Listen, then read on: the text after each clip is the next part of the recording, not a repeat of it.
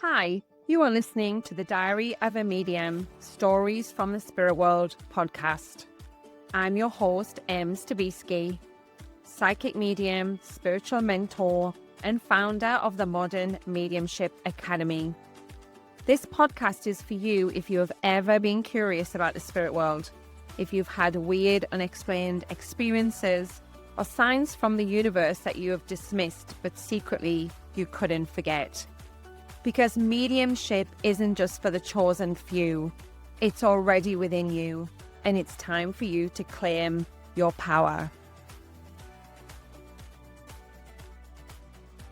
Hello and welcome back to Diary of a Medium, Stories from the Spirit World podcast. I'm Em, and today I want to talk to you about an experience that many of us go through on this journey, being in the spiritual closet.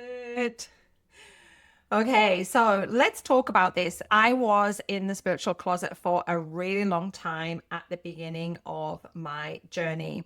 Now, your soul guide was born in 2021. However, for a number of years before that, I was hiding behind a pseudo on social media. If this is you, hang around. So maybe you felt spirit around you, or you've been quietly exploring your intuition. You haven't really told anyone, especially your family. And maybe you've shared a little bit with a friend. You maybe have even been, met with a bit of silence or judgment or the really kind of feeling from people. And it can be quite lonely. You're not really sure who to trust, who to share your experiences with. But I want you to know that this is a normal part of this awakening process. And in this episode, I'm going to talk about, what is the spiritual closet? Why are we hiding there? What's the real reason, not the reason you think, and how to finally step out with confidence. So what do I mean by the spiritual closet? Well, it's a place that we hide when we're afraid to be who we truly are, okay? We are hiding behind the fear of judgment. We're hiding behind the fear of rejection, the fear of being seen. We keep our oracle cards tucked away where no one can see them. And we're really only talking about experiences in certain safe spaces. And even those can be really difficult to find these days, right? So you might be brushing off your own gifts as well, just thinking, oh, that was just a coincidence, or oh, I think I made that up. It didn't really happen, right? Because the closet feels the safest place. It protects us, but it also keeps us small and restrictive, and it keeps us from really living in our own truth. That is the truth. So there's lots of reasons why we might hide, this spirituality, the experiences that we have, right? I mentioned a couple of those, but for some of us, it's definitely the fear of being judged by family and friends, all right? Being afraid of what they might say. Maybe people saying, well, have you just made that up? That's weird. It's not real. Or even that it's wrong. Okay, because everybody has their own belief system that they are going to project onto you when it comes to spirituality. It's a little bit like religion, right? For others, it's a fear of, being wrong ourselves. What if I say something? What if it's not accurate? What if people are angry, towards me as well? Like there can be that fear of, if I say this to a certain person, that there's going to be that projection back as well. Sometimes it's also a fear of, what if this is real? What if I am good at this? What if I am a medium? Then what? What happens then? Will I be ostracized by my community, by the people that love me? So the closet becomes, I guess, our protection. But the longer we stay there, the heavier it feels. Why? Because we're hiding a part of ourselves that we haven't really truly integrated ourselves. And I want you to feel for this. It's never what other people think of you. It's never the external noise. It's what you make it believe about you when you step out. All of the stories and the things in your head are the things that are keeping you stuck in the closet, metaphorically speaking, of course. So here's the thing. Hiding your abilities or spirituality, it doesn't really make it go away. And to be honest, the more that you try to push it down, the more that you try to make it smaller. Honestly, for me, it got louder. Everything got louder the more that I tried to push it down, the more that I tried to resist it.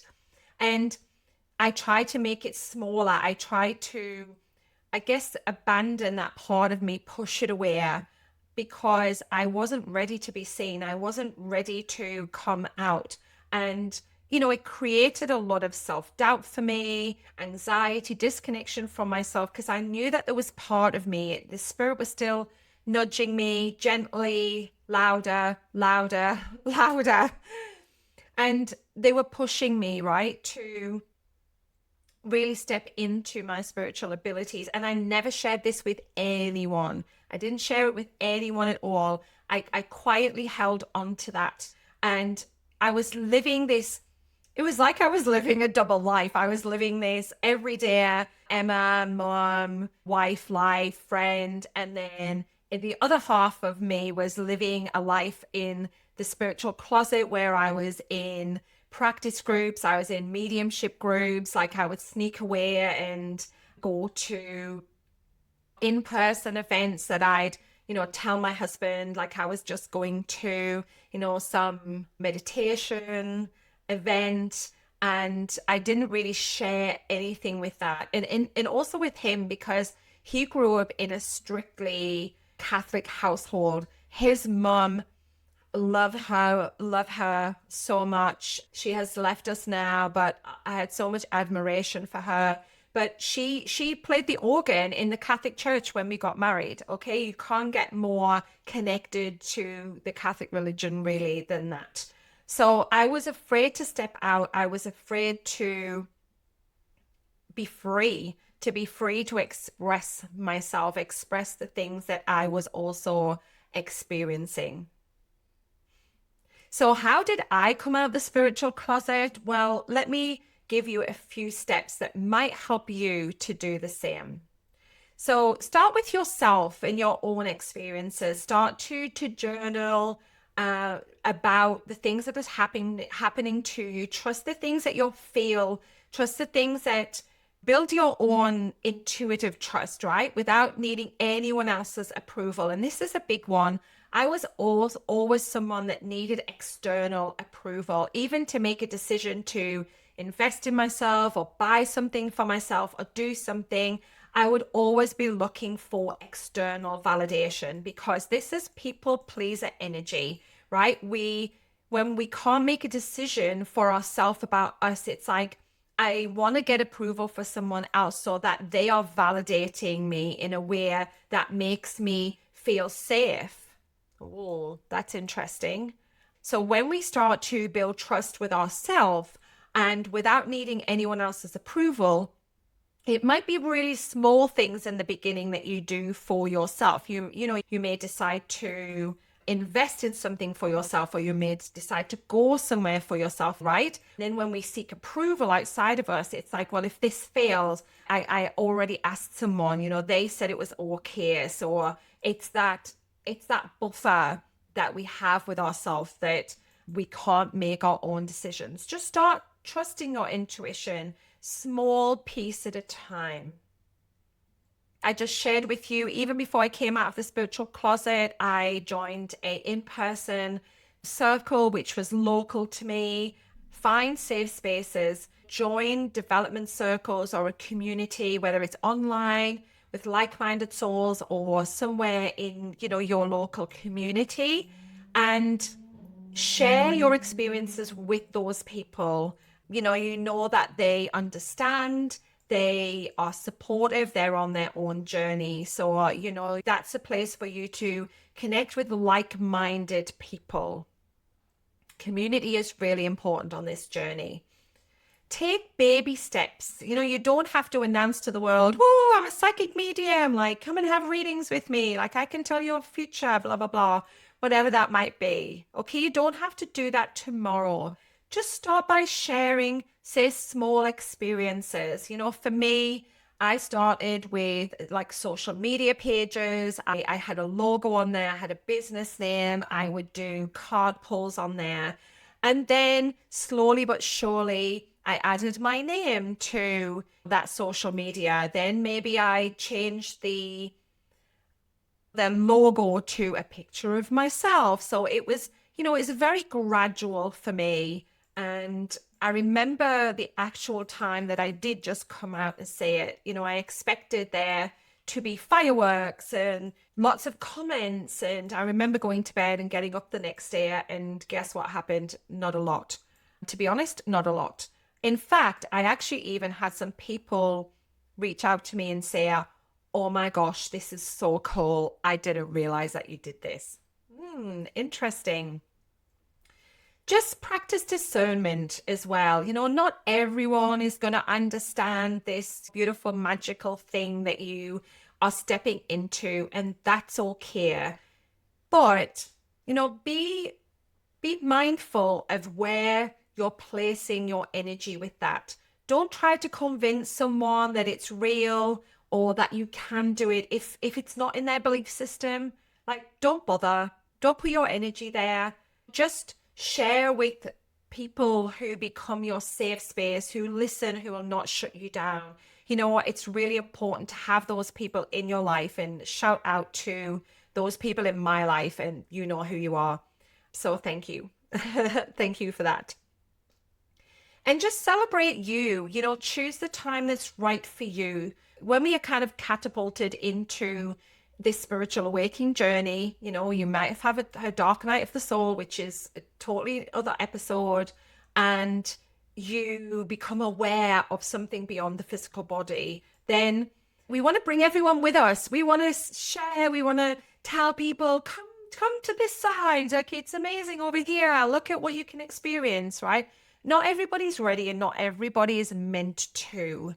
And this is the thing that I understood about myself, that it's actually my journey and not theirs. This is my journey of discovery, understanding myself, meeting myself on a completely different level, doing the shadow work, doing the work, looking inwards, processing a lot of things that I've been holding on to, a lot of low vibrational energies and emotions that I've held against people and against myself, right? We hold a lot of low vibrational energies against ourselves for mistakes that we've made along the way, things that we've done when we didn't know any different.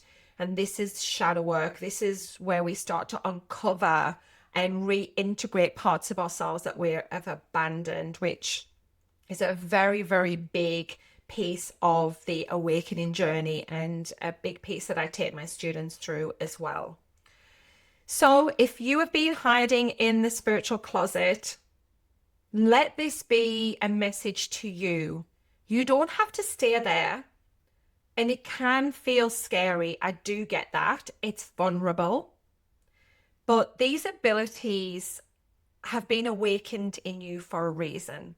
So whether you've actually had them your whole life, maybe you haven't just awakened to them, maybe you have known that you have this connection like your whole life, right? The world needs you. People need to hear you. There's a reason why you are now stepping out. And it's, if not only to free yourself, but to inspire others to do the same. Just know that there's always people that you are going to shed on this journey. There's always going to be people that you leave behind. And then there's people that you're going to take with you. But the law of vacuum says, and you can look this up, you can't buy a new television and put it in front of the old one. You must first remove the old one to create space for the new one to shine. And this is exactly the same in your mediumship journey. So until next time, remember, coming out of the spiritual closet is way easier and closer than you might think. So what is the one thing that maybe you could do today, listening to this episode, that is going to take you one step closer to where you want to be? It might be sharing it with a partner. It might be sharing it with a friend. It might be putting your picture on a faceless Facebook or social media post. But that one thing, that stepping stone, that breadcrumb that Spirit is giving you is going to lead you where you want to be. But you have to take the action. You have to take the action to get there. Spirit, I'm going to do it for you. So that one thing, do it. And do it today. And let me know how that goes for you. So until next time, bye for now. I'll see you in the next episode. Thank you so much for tuning in to Diary of a Medium, Stories from the Spirit World. If something in today's episode has sparked something within you and you are curious about your own spiritual gifts, then check out my website on how I can support you. If you have your own story to share, then please reach out. I'd love to hear from you. If you want to support me, you can subscribe, leave a review, or simply share this with a friend. So until next time, trust yourself, trust Spirit, and keep listening to the whispers from the universe. Bye for now.